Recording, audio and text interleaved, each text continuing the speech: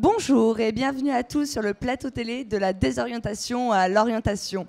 Nous sommes aujourd'hui, ce vendredi 8 avril 2016, au Parc Chanot à Marseille pour les Journées nationales des missions locales. Bonjour Angélique, bonjour à tous. Je suis Malik, membre fondateur du collectif Arrêtez de nous mettre dans vos cases. Je suis Angélique, journaliste à ML Prod, un média audiovisuel développé par la mission locale du Pays Salonnais. Malik, qu'est-ce que c'est que Arrêtez de nous mettre dans vos cases ? Bonne question Angélique. Arrêtez de nous mettre dans vos cases est un collectif qui a vu le jour en décembre 2012 aux 30 ans d'émissions locales à Lille. On n'a pas été convaincus du discours des politiciens de l'époque et nous nous sommes créés en collectif. Nous avons créé un appel qui porte le nom d'Arrêtez de nous mettre dans vos cases. À la suite de ça, on a eu une rencontre à Salon où nous avons créé une vidéo qui est visible sur YouTube, où vous tapez Arrêtez de nous mettre dans vos cases et vous pouvez la voir. Et une finalité à Aubagne, autour de 3 tables rondes avec des jeunes, des professionnels et des politiciens autour de la jeunesse, avec 3 thématiques, les clichés sur les jeunes, les dispositifs qui concernent aussi la jeunesse, et pour finir, cet endroit qui nous concerne tous, l'orientation sur la jeunesse. Alors tout au long de ce plateau, vous pourrez interagir avec nous au numéro 07 81 55 79 22 par texto, ainsi que sur le hashtag Mission Locale au pluriel 2016. Nous allons passer au sujet numéro 1, l'orientation à l'école. Cette émission va explorer avec vous la question de l'importance de l'orientation à l'école. L'école nous éduque, nous apprend à être des citoyens, nous forme, mais l'orientation est un choix difficile. On nous demande de faire des choix au collège et au lycée et nous ne sommes pas aptes à faire ces choix-là. Encore plus compliqué quand nous ne sommes pas diplômés. Et nous savons, d'après les sources du ministère de l'Éducation, il y a 5 ans, le nombre de jeunes Français qui quittaient le système de formation initiale sans avoir un diplôme professionnel ou le bac était estimé à 135 000 par an. Par ailleurs, 620 000 jeunes de 18 à 24 ans décrochaient du système éducatif sans diplôme et restaient longtemps sans formation. Pour les jeunes concernés, cette situation est source de difficultés sociales et économiques majeures. L'orientation est donc une problématique qui arrive tôt dans la vie d'un jeune et parfois trop tôt. Sur ce plateau vont se succéder des spécialistes de la question ainsi que des jeunes qui vont nous faire part de leur expérience. Nous accueillons sur le plateau du coup Claire de Redon et Willy de Viry-Châtillon. Nous accueillons également Bruno Zuinino, prof en école primaire et aussi membre fondateur du collectif Arrêtez de nous mettre dans vos cases. Ainsi que Madame Clotilde Lemarchand, sociologue, et Madame Soisic Morin, professeure d'histoire-géographie à Marseille. Nous allons passer aux premières questions du coup. Une question pour Willy. Que pensez-vous des conseils concernant l'orientation reçue pendant votre scolarité ? Alors, pour moi, enfin, dans mon cas, j'ai mal été orienté en 3e, donc j'ai été voir ma conseillère d'orientation et du coup, donc comme tout le monde, elle m'a demandé ce que je voulais faire, c'était quoi mes vœux pour entrer dans un lycée. Et du coup, en premier vœu, je lui ai dit que je voulais être peintre en carrosserie et en deuxième vœu, je voulais être pâtissier. Et donc, tout se passe bien, mais sauf qu'au final, il s'est avéré qu'elle a inversé en fait mes vœux. Donc, à la base, l'hôtellerie et tout ça, bon, je voulais être pâtissier, mais c'est pas ce que je voulais faire vraiment. Et du coup, vu qu'elle avait inversé, l'école d'hôtellerie m'a pris en premier. Et donc... Voilà, tout simplement. Ouais. Okay. Merci. Alors, avec le recul, feriez-vous les mêmes choix d'orientation ? Claire ou Non. Willy ? Oui, parce que j'ai toujours voulu travailler dans le secrétariat et dans l'organisation d'événements. Donc forcément, j'ai fait mon bac technologique en STG, donc sciences et technologies de la gestion, en spécialité communication et gestion des ressources humaines. Ensuite, je suis partie en BTS, assistante de direction, et j'ai eu mon BTS. Donc c'est vraiment ce que je voulais faire. Moi, j'ai vraiment suivi ma voie. D'accord. Moi, j'ai une question du coup pour toi, Claire, et pour toi, Willy. Vous faites partie du collectif Arrêtez de nous mettre dans vos cases. Qu'est-ce qui vous a motivé à intégrer ce collectif ? Donc pour ma part, j'étais en service civique et donc on m'a orientée vers ce collectif étant donné que c'était principalement des services civiques à l'époque qui faisaient ce collectif. Et je me suis reconnue aussi dans l'appel à projet, notamment en matière d'orientation et des clichés sur la jeunesse. Pour toi, Moi j'ai commencé mon service civique en janvier, donc du coup le projet m'a été présenté et du coup j'étais super intéressé parce que c'est vrai qu'il y a plein de clichés sur les jeunes qui sont totalement faux au final et du coup voilà, j'ai voulu y participer. Merci à vous deux. Alors maintenant nous allons passer à Soisic Morin, professeur d'histoire-géographie, professeur principal des 5e et professeur de 3e. Alors, tu es professeur au collège de la Belle de Mai. Rencontres-tu des difficultés avec les élèves? Alors, on peut rencontrer plusieurs types de difficultés. Au début, quand on commence, la première difficulté, c'est de gérer une classe, c'est de gérer les élèves, de les garder au calme. Et après, une fois que qu'on y arrive, la deuxième difficulté, ça va être de faire travailler tous les élèves, puisqu'ils peuvent rester calmes au fond de la classe, mais ils ne vont pas forcément travailler. Et ça, quand on est un prof, c'est quand même un problème. Et la troisième difficulté, ça va être de faire le lien avec les parents, puisqu'on ne peut pas travailler avec les élèves, surtout dans les quartiers nord, sans les parents. Ce n'est pas possible, surtout au niveau de l'orientation, puisque c'est eux qui ont le dernier mot. D'accord. Penses-tu que les jeunes soient bien guidés dans leur orientation? C'est compliqué, l'orientation pour eux, très compliqué pour plusieurs raisons.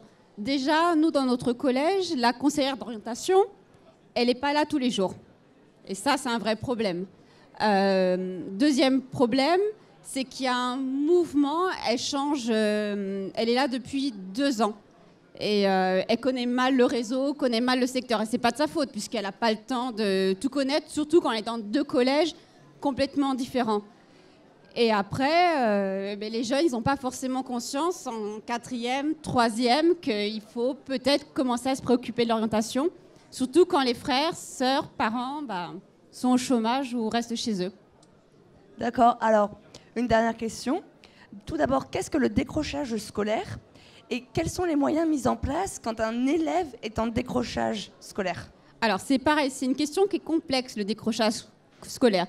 Est-ce qu'on parle de décrochage scolaire quand l'élève vient quand même en classe mais ne travaille plus du tout, ou quand l'élève ne vient plus du tout en classe? Et de là, on va avoir plusieurs types de réponses. Puisque souvent, on va pas se préoccuper de l'élève qui va venir en classe mais qui ne va pas poser problème. Lui, tant pis. Mais l'élève qui pose vraiment problème en classe, qui est ingérable, lui, on va s'en préoccuper parce qu'il faut que l'équipe pédagogique retrouve une certaine sérénité. Et donc là, il y a plusieurs moyens, comme les ateliers relais, donc les classes relais plutôt. On va sortir les élèves pendant 1 mois de la classe pour les mettre dans d'autres établissements. Et on va leur proposer toute une politique, toute une éducation pour tenter de reprendre un peu confiance en eux. Et après, on va les réintégrer. Alors ça va marcher quelque temps, mais ce n'est pas non plus la panacée. Merci. Je vous rappelle que vous pouvez toujours interagir avec nous par SMS au 07 81 55 79 22 ou sur le hashtag Mission Locale 2016. Et du coup, nous passons à la sujet numéro 2, l'importance de l'environnement sur l'orientation. Un témoignage? Du coup, première question pour Claire et pour Willy. Quelle a été la réaction de votre famille par rapport à vos choix d'orientation? Moi, j'ai eu la chance d'avoir une famille qui me soutienne. Donc, fut un temps, je me suis orientée sur différents domaines. Donc, j'ai fait de l'hôtellerie, de la restauration. Je suis partie en gendarmerie. Je suis revenue en administratif. Là, je me dirige vers du social. Et j'ai toujours eu un soutien absolument magnifique de mon entourage, quoi. Pas de problème là-dessus. Et toi, Willy? Du coup, moi, j'étais pas très bon à l'école. Donc mes parents, dès qu'ils ont vu que j'étais accepté au lycée d'hôtellerie, donc ils étaient super contents. Mais sauf qu'au final, quand j'ai été m'inscrire à ce lycée, donc j'étais m'inscrire en tant que pâtissier, donc j'ai été m'inscrire et au final, ils m'ont dit qu'il n'y avait plus de place en pâtisserie, qu'ils me mettraient en service.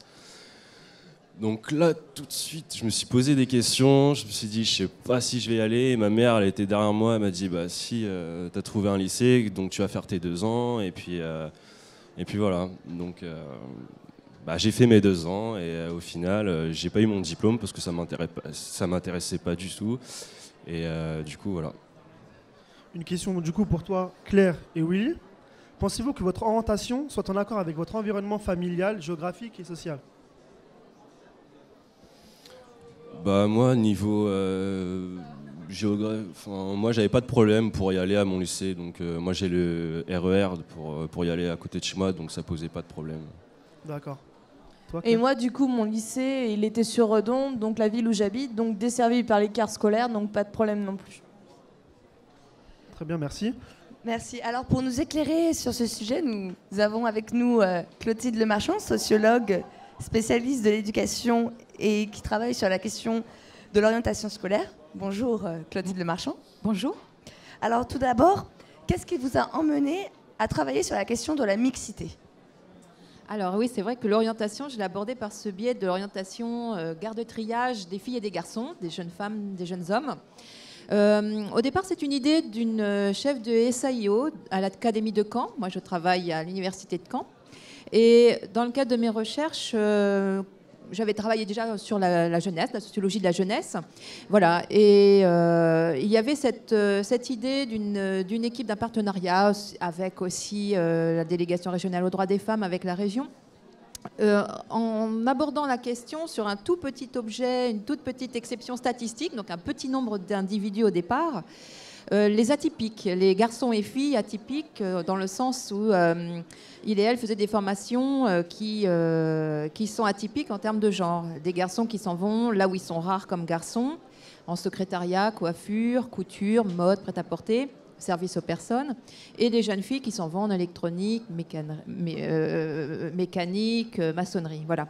Donc, en abordant l'exception statistique, la question de la mixité, c'est une manière d'interroger en fait la question de la mixité, la question aussi de est-ce qu'il y a des métiers d'hommes et des métiers de femmes encore aujourd'hui, même si ça n'est plus, même si l'obligation juridique est celle de la mixité depuis la loi de 1975.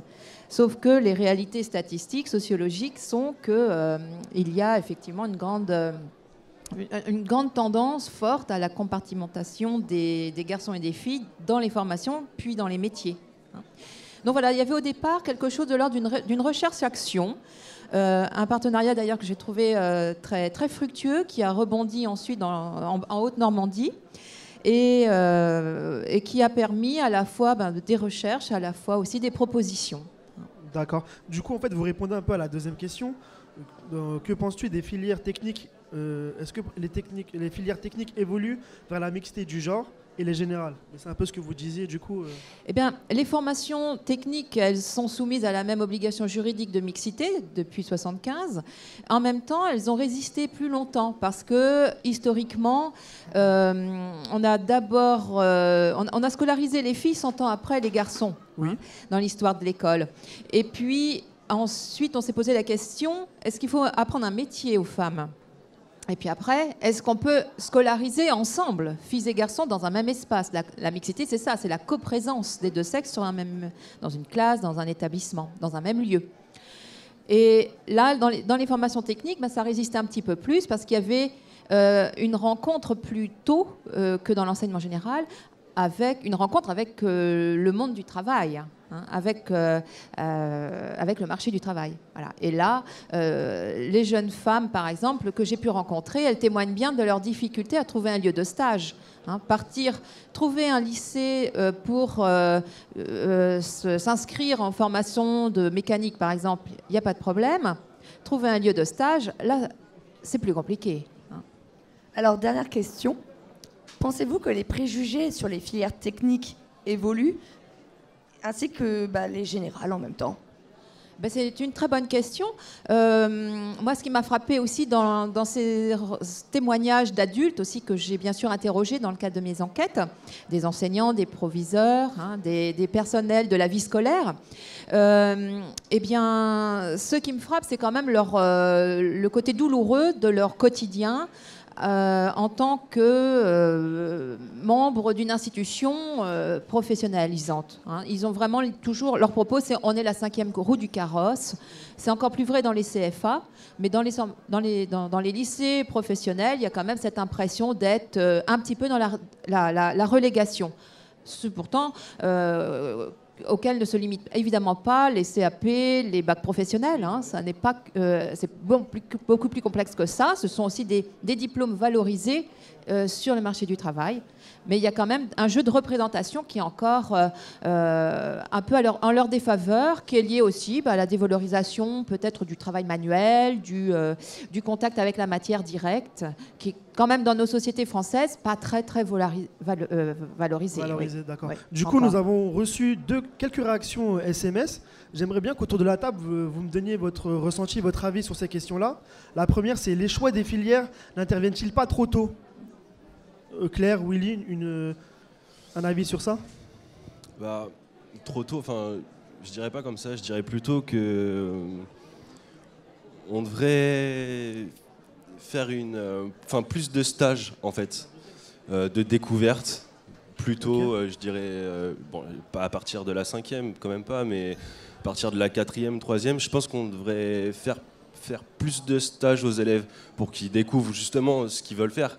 Parce qu'au final, tu vas poser une question à un gamin de 15 ans, qu'est-ce que tu veux faire dans la vie? Bah, il va te répondre, je vais faire pompier, mais bon, voilà quoi. Au final, ça se trouve, c'est pas ce qu'il veut faire, quoi. Ouais. Donc voilà, moi Bah, je te rejoins, moi, justement, Willy, parce que c'est vrai qu'en 4e, 3e, on ne sait pas ce qu'on veut. Même moi, après mon bac, je me suis dit, bah, tu vas où? Donc, je suis partie, en fait, dans un BTS communication, à la base, et je me suis rendu compte que c'était pas ça, quoi. Donc, j'ai eu la chance d'avoir des classes passerelles qui existaient. Moi, ça a été lancé, justement, juste à temps. Et j'ai pu réintégrer, justement, le BTS assistante de direction pour pouvoir, justement, ne pas perdre un an. Donc c'est vrai que c'est vachement tôt, 4e, 3e, ouais. D'accord. Bruno? Ouais, ben justement, ça va faire le lien. Moi, je pense pas qu'il y ait soit trop tard ou trop tôt, parce qu'avoir un tronc commun, pour employer un peu un jargon de l'éducation nationale, c'est bien pour créer justement une culture commune, tout ce dont on nous reparle beaucoup ces derniers temps. Mais ce qu'il faut plutôt essayer de mettre en place, comme tu disais, c'est les passerelles. Si on a l'impression de s'être trompé, parce que les choix sont précoces, et pouvoir basculer vers autre chose facilement, ce qui n'est pas forcément le cas dans toutes les filières maintenant. Peut-être justement plus encore dans les filières générales que les techniques, où ça a été plus mis en place, j'ai l'impression. Ouais. Une réaction du coup des intervenants? C'est compliqué parce que en 3e, il y a des élèves qu'on ne peut pas garder en classe Oui. normale. Ils sont en échec, un véritable échec scolaire, et c'est dur pour eux. D'accord. Maintenant, c'est dur aussi qu'ils trouvent un choix professionnel. Donc oui, il faut qu'ils multiplient les stages. Il y a vraiment cette question de stage. Voilà. Donc, en gros, si au collège on multiplie les stages autour de plusieurs découvertes professionnelles, ça donnerait une chance aux jeunes de vraiment savoir ce qu'ils veulent faire plus tard. Ça peut aider au moins, je pense. Là, c'est compliqué parce que l'échec scolaire, c'est tellement compliqué. Ça peut être pour des raisons psychologiques, affectives, cognitives aussi. Enfin, il y a des élèves qui seront pas des grands intellectuels et c'est pas grave. Mais simplement, dans notre collège, on les force tous à connaître Voltaire, Montesquieu. Et oui, non, mais c'est ça. Du coup, excusez-moi, ça rejoint la deuxième question. Angélique, s'il te plaît, tu peux la poser? Les jeunes ont-ils vraiment le droit à l'erreur? Est-ce que les jeunes ont le droit à l'erreur au niveau de leur orientation? Qu'est-ce que tu en penses, Claire? Claire, William, en tant que jeune, est-ce que vous pensez que vous avez le droit à l'erreur dans votre orientation? Bah oui, parce qu'on nous dit qu'on peut se former tout au long de notre vie, donc normalement on a le droit à l'erreur. Mais ça nous remet notre confiance en nous en question, c'est ça. C'est qu'on se dit, bah tiens, je vais aller dans cette filière-là, et que finalement on se dit, bah non, c'est pas ça, on enchaîne les échecs, on se dit, bon, bah on n'y arrivera jamais. Donc c'est difficile de vraiment se redonner confiance en soi, et malgré qu'on ait le droit à l'échec, nous-mêmes on se dit, non, il vaudrait mieux pas qu'on y ait le droit, quoi. Alors, en principe, il y a des droits à l'erreur, il y a des secondes chances, heureusement. Mais c'est vrai qu'il y a un certain nombre d'études de sociologie qui mettent en avant le fait qu'en France, on a un peu la tradition quand même de nous mettre sur des rails tôt et d'avoir quand même assez peu de passerelles. Et ça crée effectivement une angoisse chez tous les jeunes, alors quels que soient, y compris les très diplômés, ou y compris ceux qui sont dans des grandes écoles, à tout niveau de formation. Des enquêtes comparatives sur la jeunesse en Europe montrent vraiment que les jeunes Français sont les plus anxieux. hein, alors qu'ils sont loin d'être objectivement dans les situations les plus inconfortables pour faire des études, même des études durables et longues. Hein. Et curieusement, même étudiants, même dans les grandes écoles, ils sont vraiment persuadés, et pas à tort, que s'ils ratent le coche, s'ils ratent la bonne porte au bon moment, la chance ne repassera plus jamais. Hein. L'occasion, en tout cas, ne repassera plus. Voilà. Il y a un petit peu ce côté un peu tyrannie du diplôme initial en France, qui s'atténue peut-être. Alors c'est peut-être une chance, cette idée de formation tout au long de la vie, hein, de faire justement des boucles dans la vie, de proposer des bifurcations, mais c'est quand même pas notre tradition culturelle récente en tout cas. Et oui, parce qu'il y a aussi certains étudiants qui vont quand même à la faculté. Et au final, ils vont dans des filières très générales et au final, ils n'arrivent pas à savoir exactement qu'est-ce qu'ils vont faire après, bien qu'ils soient diplômés, avoir une licence, avoir des masters. Et au final, il y a toujours cette peur de après, qu'est-ce qu'on va faire avec un master général, qu'est-ce qu'on va faire avec une licence générale. Tout à fait. On en est dans les paradoxes où, à la limite, ce que je disais tout à l'heure, le technique n'est pas forcément valorisé, mais le général peut être reproché aussi. Ça ne sert à rien, c'est pas utile. Voltaire, à quoi ça servirait? Est-ce que ça doit servir ponctuellement? Est-ce que c'est beau en soi, ça peut être utile parce que c'est beau? Est-ce que ça peut nous rendre philosophes, oui, justement? On peut se l'approprier tout en faisant une formation technique. Les choses ne s'opposent pas, hein, non plus. Après, excuse-moi, moi je te rejoins, Angélique, dans ce que tu dis, mais pour les jeunes qui sont mal orientés, c'est vraiment difficile de se réorienter et de pouvoir vraiment changer de filière. C'est quasi impossible. C'est soit on est... Bien sûr, parce que c'est ce que disait Willy aussi.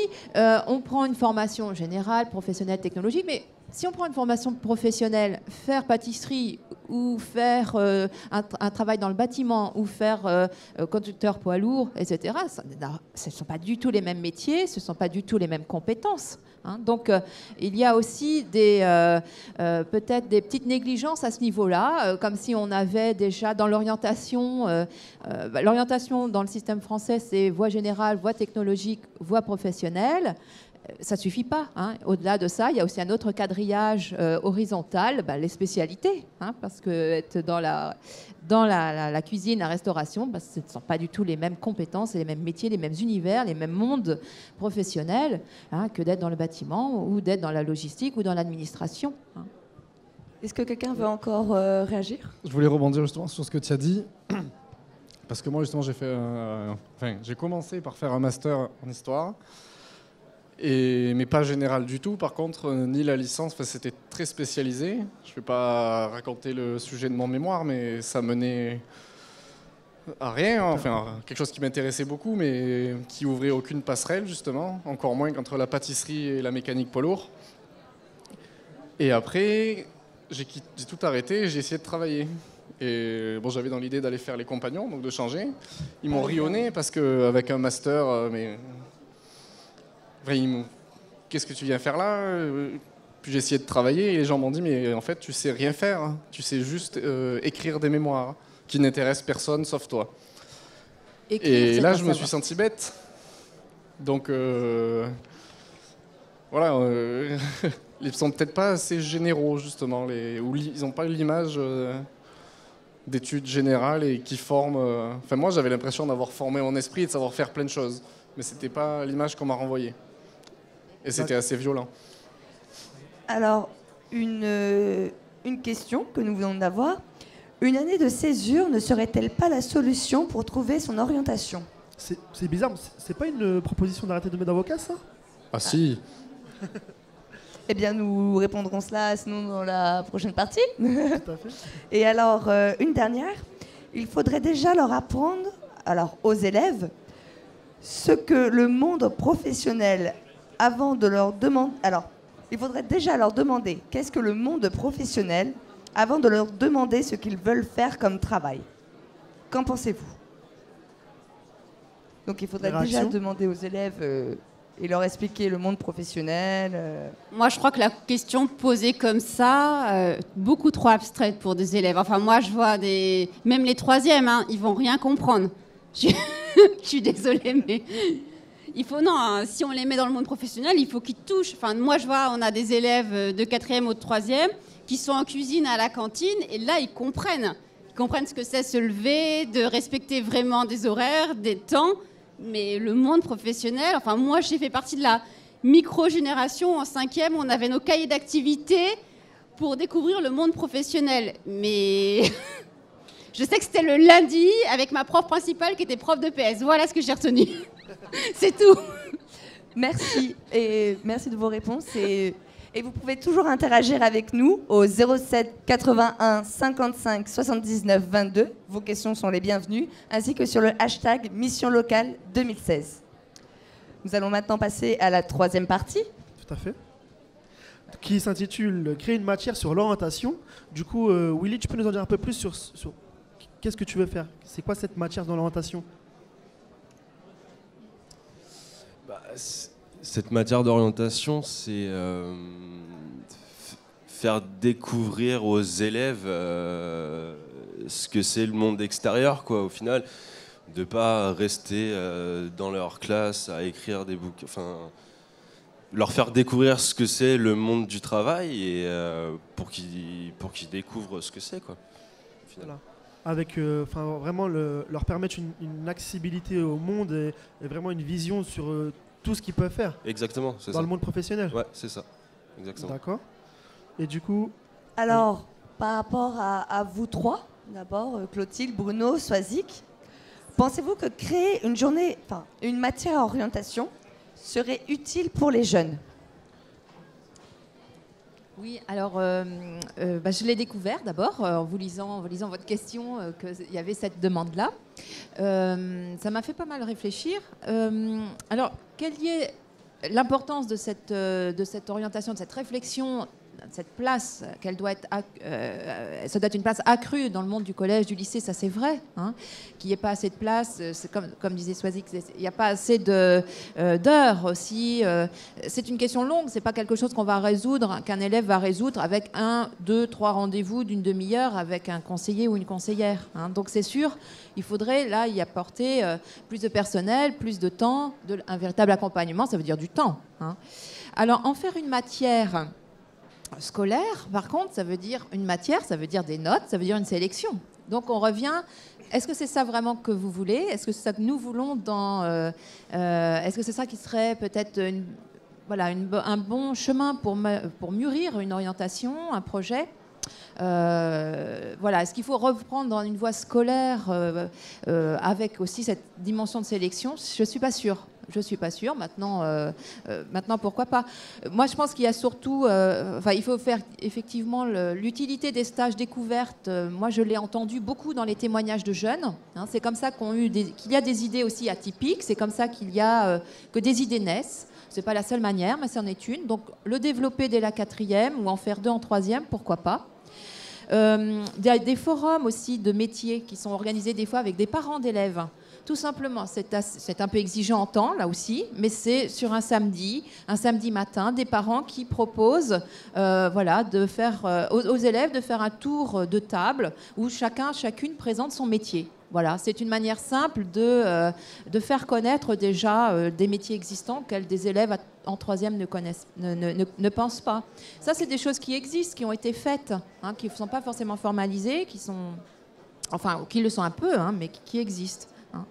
Et pour terminer, je voudrais quand même dire, en faire une matière. Alors, ça montre un peu toute la question aussi des liens entre l'école et le monde du travail. Alors, moi, je dirais les mondes du travail aussi, hein, parce que là aussi, si on va dans l'hôtellerie, si on va dans un garage auto, si on va dans l'administration, voilà, il y a des mondes, il y a des vocabulaires, il y a des jargons, il y a des manières d'être. En sociologie, on dirait un ethos, voilà, c'est-à-dire vraiment des façons d'être. Hein. Alors, je ne pense pas qu'il y a l'école d'une part, le monde du travail. Il y a quand même peut-être une pluralité peut-être plus grande que ça. Et puis, s'il y a cette césure-là, peut-être rappeler aussi que l'école, si elle est un peu séparée du monde, c'est aussi parce que peut-être aussi elle a permis... Alors, il y a des limites, mais c'est aussi peut-être une force aussi. C'est ce qui a permis aussi peut-être à l'enfance, la création de l'enfance aussi. C'est ce qui lesquels elle protège aussi. Elle a permis... le monde du travail, c'est un monde rude, hein, aussi. C'est pas faux. Donc l'école, la formation de l'enfance, ça a été concomitant.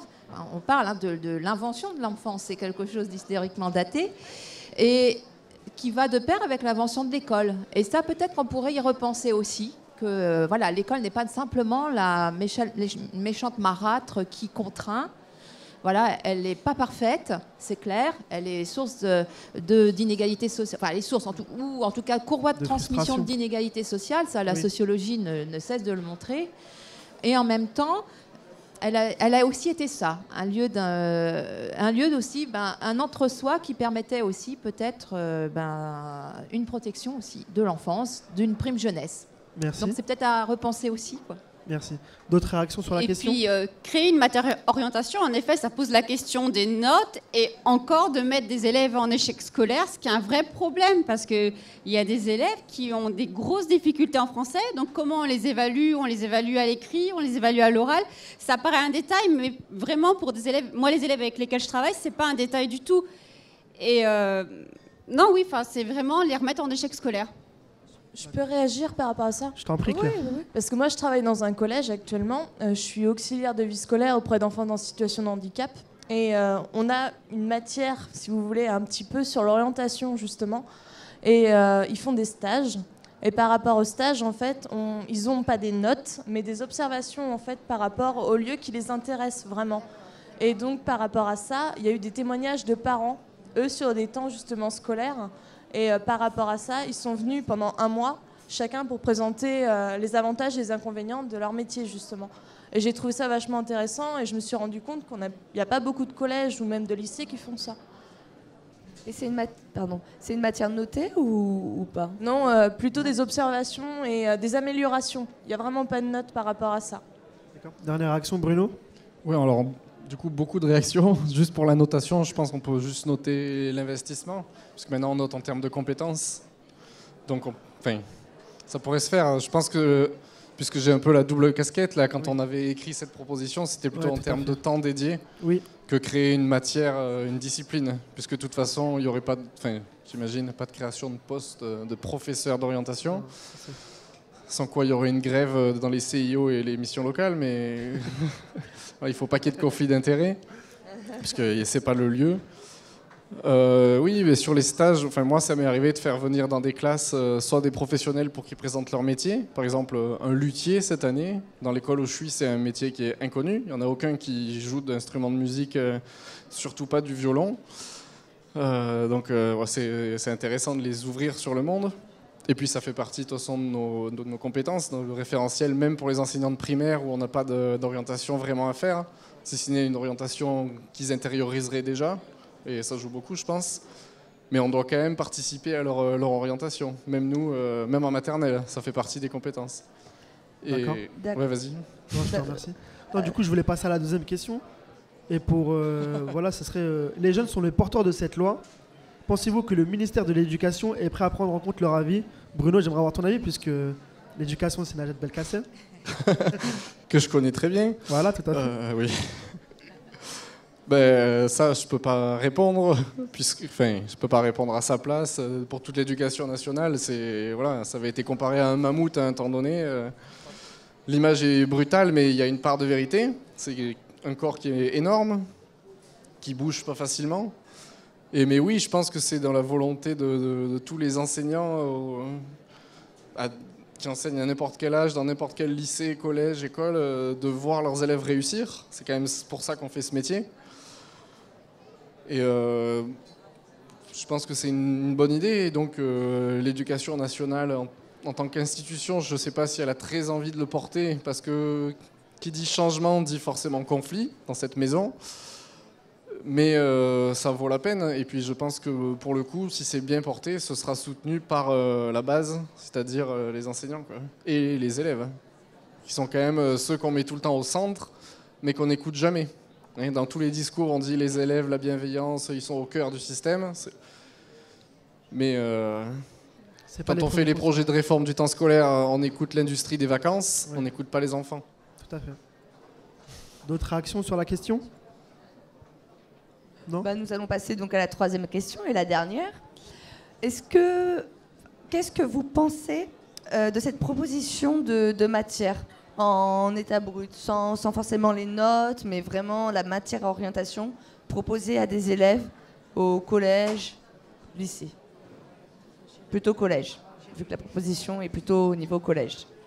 Alors, faire une matière inscrite dans l'emploi du temps tous les lundis de 8h à 10h, j'y crois pas.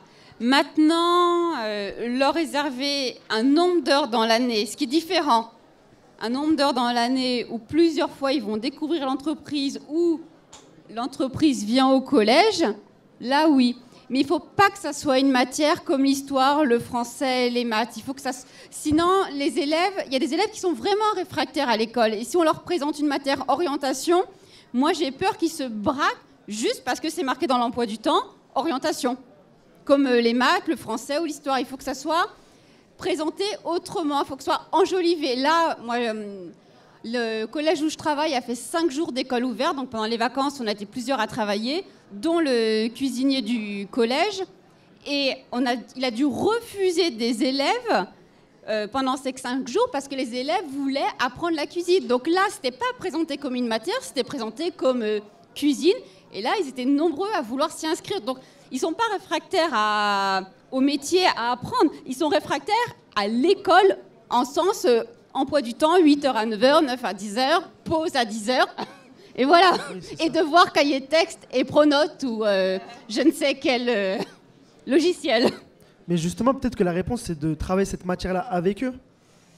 Oui, mais après, moi, par exemple, j'ai fait un cursus très classique, master, maintenant même, je suis même en doctorat. Le monde de l'entreprise, je l'ai connu une semaine, il y a très longtemps, quand j'étais en 3e au service achat de la Shell. Je ne me vois pas leur présenter le monde du travail. Mais en travaillant avec eux, en leur disant qu'il y a plusieurs filières, plusieurs possibilités, quelles sont leurs envies, quels sont leurs rêves, parce que voilà, notre avenir, si ça part de nos rêves, et au fil du temps, on réalise vraiment que ça va être plus ou moins compliqué. En partant de ça avec eux, en vraiment le travaillant avec eux, vous pensez que c'est pas possible, qu'on pourrait pas arriver à quelque chose? Je serais orgueilleuse de dire que j'en serais capable. Je serais très orgueilleuse. Leur présenter un peu en 5e, 4e, pourquoi pas, mais je suis pas compétente. C'est un vrai métier, il faut connaître les métiers, enfin il y a des spécificités. Moi je connais pas le monde de l'entreprise, on va pas se voiler la face. Je sais écrire, je sais faire des recherches en archives, mais je vais pas les faire devenir archivistes ou historiens comme moi. Enfin, heureusement, sinon ils vont être au chômeur. Hein. Bruno, une réaction. C'est ça, exactement. J'entends ce que tu dis parce que enfin, quand j'ai arrêté mon master parce que je voulais pas devenir enseignant et je voulais justement connaître la vraie vie que j'ai connue et je suis revenu. Mais l'avantage dans les collèges et tout ça, c'est que vous êtes plusieurs et qu'il y a les conseillers d'orientation qui sont censés être là pour ça. Parce que personnellement, moi, j'en ai jamais vu de ma vie. Hein. J'en ai vu une fois. Voilà. Bon, ça en est sorti quand même. Mais et comme tu disais, tu sais chercher, tu sais penser. C'est de ça qu'ils ont besoin de cette aide-là, en fait. Parce que ce qu'ils veulent faire, ils vont le découvrir par eux-mêmes. Enfin, ce serait le mieux. Et toi, tu peux les aider à les orienter. Parce que quand ils cherchent, souvent, quand on est plus jeune, on ne sait pas chercher où il faut, comme il faut, surtout. Et savoir faire la part entre le grain et l'ivré, quoi, le vrai du faux. Et toi, tu as cette démarche. D'autant plus si tu es en doctorat, tu sais vérifier une source. Parce qu'aujourd'hui, ils vont aller taper sur leur téléphone, je sais pas, moi, peintre en carrosserie, et ils vont tomber sur la première arnaque qui a payé Google pour être bien référencé en haut, les chercher, et toi tu vas leur dire, non, regardez, c'est complètement faux, ils vous donnent un mauvais diplôme, tu vas voir tout de suite. Et c'est peut-être ça qui serait bien de mettre en place des temps dédiés, avec des professeurs qui seraient motivés pour le faire, et qui, enfin, je sais pas si je résume bien et qui les aiderait à chercher, en fait. À peu près. Après, moi, j'aimerais bien avoir la réaction... une démarche de recherche-action, justement. Ouais, et j'aimerais bien aussi avoir la réaction des jeunes. Du coup, pourquoi est-ce que vous voulez faire une matière à orientation? Alors du coup, peut-être pas créer une matière, du coup, mais créer un temps, en tout cas, pour les jeunes, justement. Donc après... c'est important, n'empêche. Ou l'intégrer, j'en sais rien du tout, mais... Ouais, sur des temps, justement, comme disait Swazig, ouais. Comme tu disais, les jeunes, votre cuisinier, il a été obligé de leur dire « Ah non, vous êtes trop... » Enfin, voilà, c'est que les jeunes, au final, l'école, oui, c'est bien, mais on veut travailler au final. Enfin, c'est surtout, enfin, moi, c'était surtout ça, quoi. Je me suis dit, je vais arrêter et je vais travailler. Sauf que j'ai essayé de travailler et au final, voilà. Enfin, Alors, une deuxième question pour vous. Par cette matière orientation, est-ce que vous voulez montrer à la société que les jeunes prennent en main leur avenir? Qu'ils ne sont pas que, comme on peut voir dans les préjugés, des jeunes qui se moquent de tout et de leur orientation? Bah oui, parce que c'est vachement important de prendre justement en main son avenir. Comme on dit, on travaille, on vit pour nous, on vit pas pour les autres. Donc c'est vrai que c'est important de montrer vraiment dès le départ qu'on veut justement se prendre en main et éviter justement d'aller à l'échec, comme on disait au départ. C'est de pouvoir justement savoir où on veut aller et où on veut pas aller. Donc savoir justement peut-être découverte de métier ou quelque chose comme ça plutôt que matière orientation. voilà, tout dit. Voilà. Alors, petite demande pour vous deux, hein, Claire, Willy. Est-ce que passer de la désorientation à l'orientation ne serait pas aussi faire entendre la voix au-delà de trouver sa voix? C'est complexe. Tu peux répéter? Allez-y, vous avez 4 heures. Ouais. Ah. Je t'en prie. Merci, c'est gentil. Désorientation. Bah, moi, sachant que j'ai toujours eu la bonne orientation, c'est vrai que la désorientation me parle pas beaucoup. Et toi, Willy? Bah, Ouais. Peut-être une autre question, peut-être, si on a une autre. Alors après, nous avons quelques témoignages de personnes qui pensent que les jeunes Français n'ont pas assez accès aux passerelles dans leur orientation. Vous pensez tous, vous avez à peu près le même avis ou ça, c'est vrai que les passerelles, il n'y en a pas assez au niveau peut-être éducation nationale ou dans l'école. Vous pensez que c'est facile? Moi, j'aimerais une question pour Bruno par rapport à ça. Du coup, comme tu as été l'un des membres fondateurs d'Arrêtez de nous mettre dans vos cases et que tu as participé à l'appel sur l'orientation, est-ce que tu penses que il y a eu une passerelle du coup avec l'éducation nationale à ce sujet? Avec l'éducation nationale, pas du tout. Moi, comme je l'ai dit, j'ai eu un parcours, enfin pas compliqué, il est très bien, mais il n'a pas été linéaire. Quand j'ai arrêté le cursus classique, on va dire, j'ai été un bon élève, donc jamais eu d'orientation, la voie classique, bac général, études, le master, et puis pas envie de faire une thèse, donc stop. Et là, je voulais en fait ce qu'on m'a dit être une régression, aller vers les métiers manuels, et c'était pas possible, parce que mais tu as un master, tu n'as pas accès à cette formation, ou alors il faut que tu payes 5 000 €. Je dis, ouais, mais non, j'ai travaillé que au restaurant universitaire, pour prendre la cuisine justement. Mais non, et donc après, oui, je suis venu à la mission locale, une fois en tant que jeune, et puis après, j'ai embrayé, je suis tombé par hasard sur une offre qu'ils avaient postée en service civique, parce que j'étais inscrit pendant 1 an, année durant laquelle j'avais travaillé au noir, évidemment, pour des artisans de la ville. Et après, voilà, j'ai fait partie de ce collectif. Enfin, d'abord d'Amelprod, ensuite du collectif, et puis voilà, ça m'a donné peut-être envie, ça m'a relancé en fait. J'ai vécu un autre cycle qui m'a permis d'embrayer. Mais l'éducation nationale, non, aucune passerelle. Les passerelles, je les ai trouvées un petit peu par hasard, parce que j'étais tout le temps un peu en mouvement, donc forcément, en bougeant, en faisant des choses, on tombe sur des gens intéressants, des choses qui se passent, mais j'ai quand même vécu dans l'année où j'ai travaillé au noir, c'est quand même renfermé, et c'était difficile, et c'est sûrement pas Pôle emploi ou l'éducation nationale qui m'aurait proposé quelque chose, et sûrement pas le service d'orientation de la fac, qui est peut-être le pire endroit que j'ai connu dans toute ma vie, pire que Pôle emploi. On peut faire pire. On peut le dire ici parce qu'il n'y a que des gens de mission locale, mais c'est quand même dire. Et non, donc ta réponse est non, il faut les créer, les passerelles. Alors, pour terminer, est-ce que chacun de vous pourriez nous dire en un mot, nous qualifier la jeunesse? On a dit un mot. Bruno? Vous pouvez utiliser les mêmes mots. La potentialité. D'accord. Espoir.